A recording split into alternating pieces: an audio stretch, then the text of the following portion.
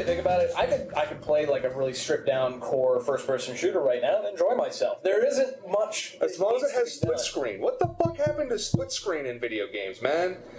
I mean, Halo got it, Call of Duty's got it. That's about it. I can't sit at home with my friends and play it unless we have 2 Xboxes and 2 TVs sitting around. Which we do. But that's beside... That's not the point. I had to buy that and get that together for that purpose so I could sit there and play like Battlefield with my buddy in the house. Developers, they don't want to go through the extra effort. They're like, who even does split screen anymore? That's such a small audience. Who knows? Everyone's people? got Xbox Live. Nobody interacts with other human beings in the real world. No one goes outside their house. LAN parties are over. Who are you kidding? Yeah, well, they're over because you fucking ruined them, assholes. There's a little truth to it. I hang out with my friends on Skype half the time. Yeah. Like, your house is kind of far. Yeah, so is yours. You gotta just get on Skype. Yeah, that works. We're pretty much... send links to each other. It's fun, but that's originally what we kind of wanted to, or someone, I think you suggested doing it that way, but I'm like, no, I want to get everybody together at this house, sitting around a table. If we can make it work with everyone there, that's obvious. That's preferable, obviously. Yeah, and the problem is when we all get together and we start playing games at a house, though, somehow drinking gets involved. And the game is that much better for Speaking it. of that, does anybody want a beer? I'm in. Actually, I could use one. All right. Anyways. But the games start getting weird, and well, when we played, it was that game. There's like 256 players on a map. It was for the PS. Oh, Mac, right? We all got Mag, right? Like a we're getting Mag, or something. and we're first playing it, and we're getting raped pretty hardcore. Like, it's pretty hard to gauge lag and everything in that game, but we're not winning that well. So to motivate ourselves, every time you die, you have to take. What was it? You had to tally it up like half a shot or a quarter of a shot. 4 deaths. You had to take a shot. And it didn't turn into good things. It didn't turn into good things. It didn't turn us being any better at the game. I got better immediately. Like, I don't want it. Yeah, I never even tried Mag. I heard it was disappointing. Well, I'm not going to say like it was disappointing. It had some flaws and it's too... I mean...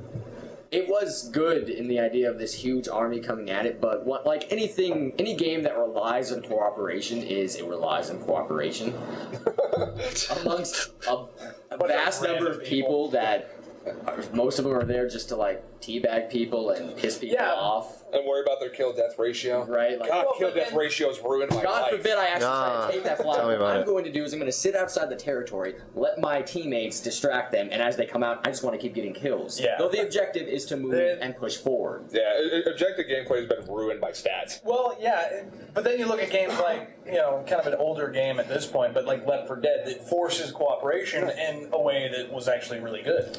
It was good, but I gotta say, I had so much more fun with the first one than the second. Yeah.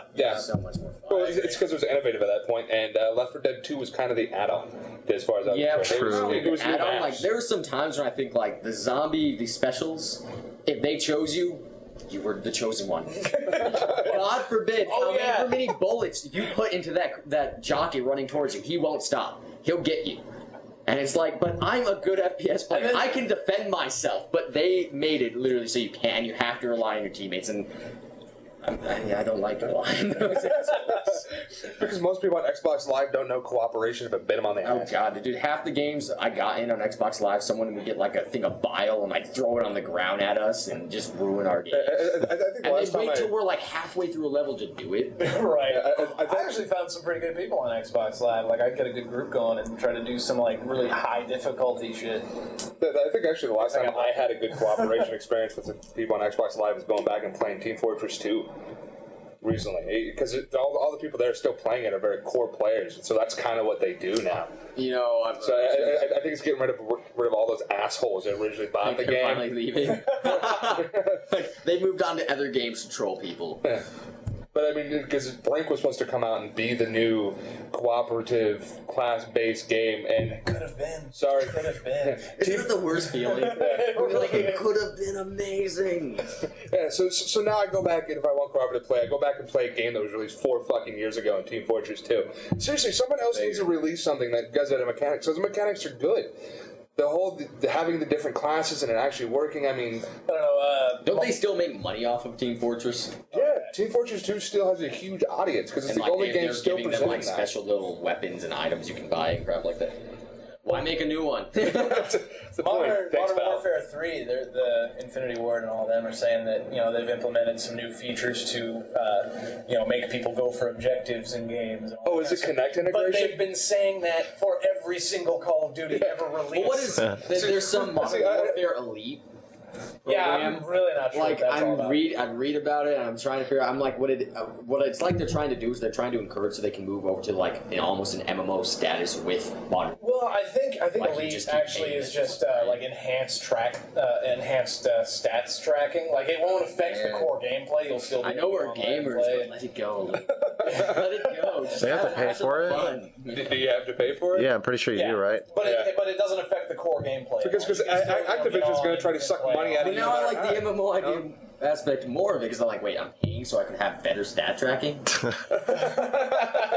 What? That's Don't you what- already track my stats? I mean, Bungie tracks just about everything you do. Yeah. Yeah, but I mean, Free. stats fucking ruined my life with Call of Duty, man. As soon as I realized stats were there, I started caring about my kill-death ratio. Right. I started caring about how many people I killed with that grenade. Oh, I need to use this gun now because my kills I aren't want, good I on that. want I an have option in every game to opt out of stat tracking. Or at It needs least, to be like internet. I want to opt out of them being able to well, like track a lot of games advertising. have had like the different lobbies, like player match and ranked match. And ranked matches tracked your stats. Player matches didn't. Don't social matches though and like Halo still track your stats? Yeah, Yeah. But the thing is, I catch myself not giving that big of a shit about my stats on Halo. Yeah, Halo I go into Halo so I could be like, oh, that was cool. That was the whole reason I there played to that. gravity hammer people, Yeah. basically. That's That or have your fucking It shield up and depends kill a on the vehicle. That's game. what I'm there If for. I ever meet someone that's actually challenging to me, it becomes fun. Then. Well, it's because you're Or if epically someone- good. Yeah, but if someone dares like to teabag me, the game's over. oh, fuck. I don't even care about That's these when I guys. start like That one is I get mine. pissed. I will remember his name. That's when I will the scratch ninja it is on the coming. wall. I will file a complaint. Write it in the notebook 1,000 times. Teabagger 121. Teabagger 121. Hunt this man down. Well, that's a little frightening. But okay. Well, we said he was scary. All right. I did warn you all. Are we But- still talking about Duke Nukem? No, I think we moved way the fuck Okay. off Duke Nukem at this point. It's getting released. That's the point. Now we're on to other things. All right. So the next topic, of course, is Halo 4 got announced. But Bungie is gone. Bungie is gone. 3. but- I'm not yeah. sure how I feel. Can I, about Halo can I just state first off the way that it was announced to me? How I was had it to, announced to you? I had to work that day, and I made sure it was recorded. I made sure that the 360 press conference was recorded. Everything was recorded. And I'm at work, and I get a text message: Halo 4 has been announced. From a friend, Steven, who's the worst fucking person in the world right now. Because you didn't get to go home and watch it. I close just the like, show. oh my god, and then I'm sitting there on top of a mountain at work. I can't see the video. I'm like, what was announced? What happened? What do you mean Halo 4 was announced? This is important to me. So wait, pretty much we have you sitting on top of a mountain with the phone in your hand going, no! Yes. Top of my lungs. Oh.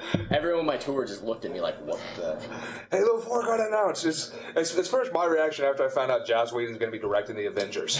It was, I had to tell everybody I knew, oh my god, Joss Whedon's directing the Avengers. And most people are like, who the fuck is Joss Whedon? And what are the Avengers? And that's when you stop being friends with those people. Yeah, and I'm choking out fucking people like, how fucking dare you?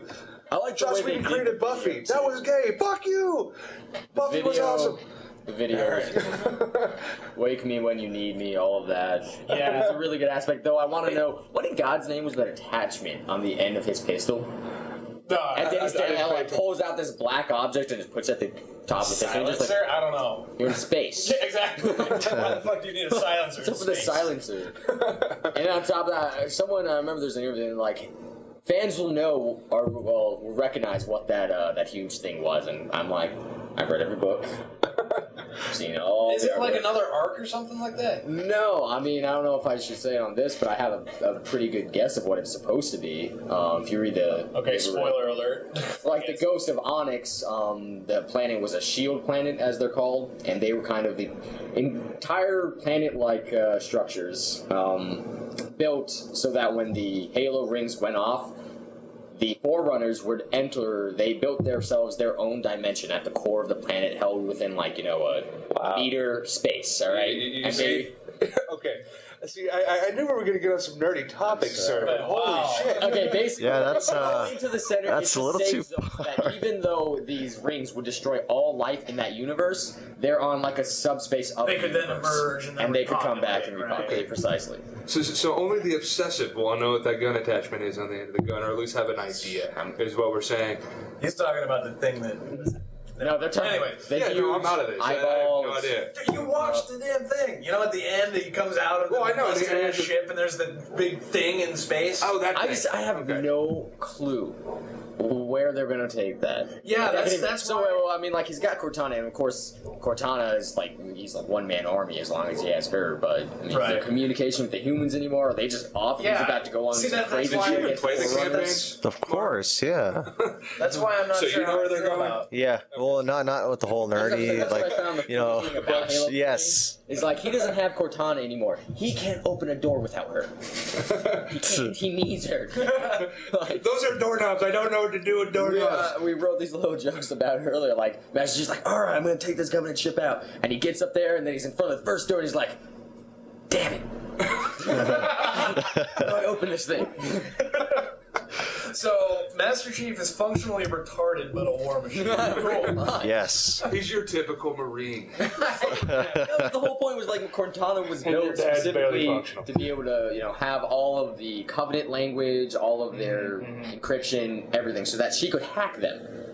I mean, otherwise you're just sitting in front of a locked door. She's like, 1 second, let me open the door. That's what she did. Okay. All right. Okay, so she was a hacker. It wasn't like there was a doorknob or like a little thing he had to turn. No. He's like, I don't know what to do with this advanced engineering. But if you really think about Does it have a makes trigger? it just like, what?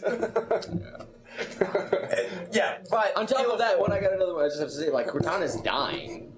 So Wait, isn't she a computer programmer? if you guys if you knew what she is she's an intelligent AI. All the other AIs, or most of the other AIs, your standard AI who could just handle her shipping protocols and still have a one-on-one conversation, they could pretty much. she's a self-aware AI. Because they're self-aware, Like the bitch in Ender's Game. yeah, they have like a lifespan of 4 years. They die because they keep learning and their circuits keep expanding and they can't stop them to like burst. Essentially, if you read the books, if you read the special edition little.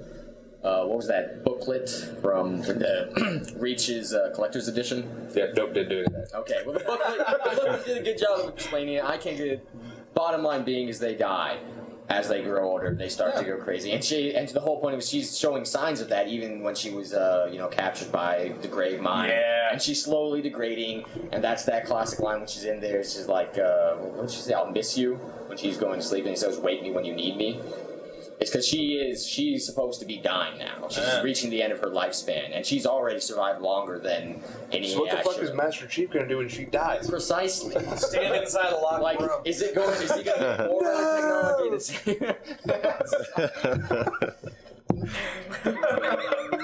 Just sitting in a room, he walks in the room, the door locks behind him, the door in front of him is locked. This is how I die! Really? I fight off an entire alien race, and this is how I die. I get trapped in a locked room, and then the rest of the game is him sitting in the room, just talking to himself. But yes, Going slowly crazy, carving on the walls. Next thing you know, Valve is creating a Portal game in space and by the room.